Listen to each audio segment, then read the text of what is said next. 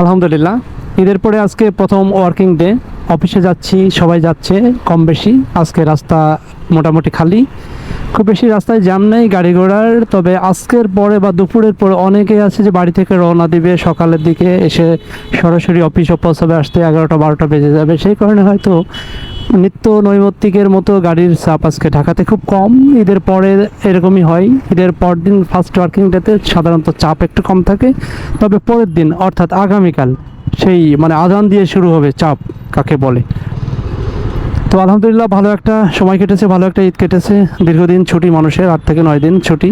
এত বড় ছুটি মানুষ প্রত্যাশা করে ঈদে, কারণ মানুষ যখন বিভিন্ন প্রান্ত থেকে বাড়ি ঢাকা থেকে যখন মানুষ বিভিন্ন প্রান্তে বাড়িতে যায় ঈদ করতে, তখন আসলে খুব কম ছুটি তাদের পোষায় না। 4 দিন 5 দিনের ছুটিতে খুব ঝামেলা হয়, যাইতে আসতেই সময় চলে যায়। আমাদের দেশের রাস্তাঘাটের যে অবস্থা, এবছরে শুনতে পেরেছি, টিভিতে যা দেখলাম তাতে মনে হচ্ছে রাস্তাঘাট খুব বেশি ছিল, জ্যাম মুক্ত ছিল, কোনো ঝামেলা ছিল না। পথে ঘাটে মানুষ খুব স্বাচ্ছন্দ্যে যেতে পেরেছে।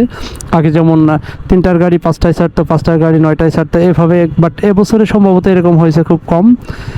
আলহামদুলিল্লাহ, মানুষের হাস্যোজ্জ্বল মুখ, মানুষের স্বাচ্ছন্দ্যে চলাফেরা দেখে ভালো লাগছে।